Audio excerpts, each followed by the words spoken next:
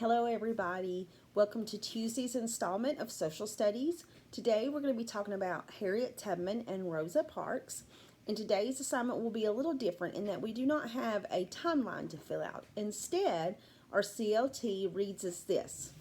We are learning about the significant contributions of Harriet Tubman and Rosa Parks, and we are learning how to compare and contrast historical figures. So, historical figures are people, anybody that lived throughout history that did something important, and both of these women did just that. They did amazing things, and so we're going to learn now about them.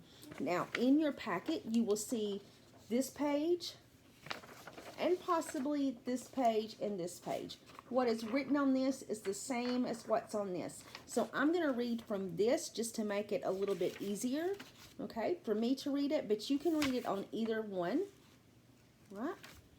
So we're going to be reading Two Great Women and learning about Harriet Tubman and Rosa Parks.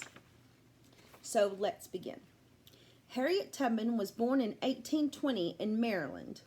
She had a very tough childhood as a slave, often being beaten and fed only scraps of food to eat. In 1849, Harriet used the Underground Railroad to escape to freedom. The Underground Railroad was a path of stations or safe houses where people known as conductors would hide slaves as they traveled north.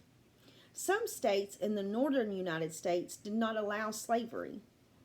Slaves could sneak from station to station at night until they reached freedom.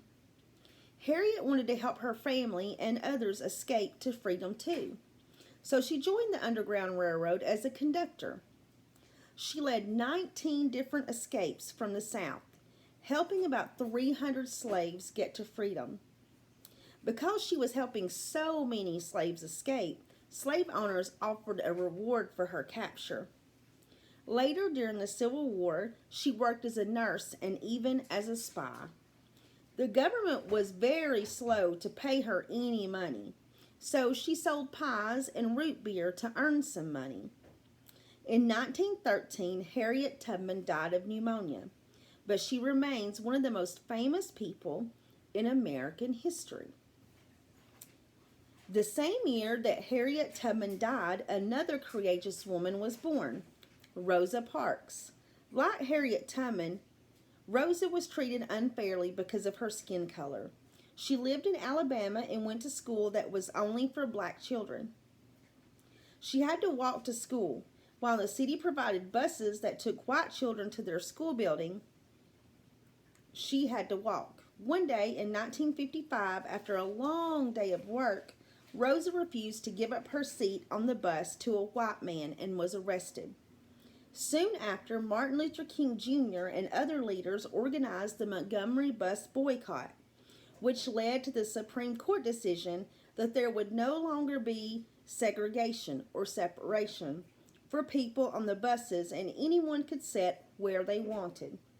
Rosa gave many speeches about treating people fairly and earned many awards for her effort. Rosa died in 2005, but she remains a symbol of freedom and equality. I was actually very privileged to actually go to the Civil Rights Museum in Birmingham, Alabama, and got to see one of the buses that they actually did their Montgomery bus boycott on, and it was really cool to see. There were a lot of great pictures, also a lot of great pictures of Rosa Parks because she was from Alabama. And the great thing about the museum was it was also right across the street from the 16th Street Baptist Church, where a bombing had occurred that killed 4 little girls. But it was really interesting to get to go see and learn all about that time in history. So now, though, let's look at our paper that you have in your packet.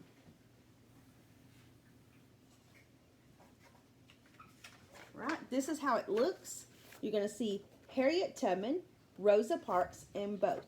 It's a little bit like the Venn diagrams that we sometimes do, only they just have it listed in columns.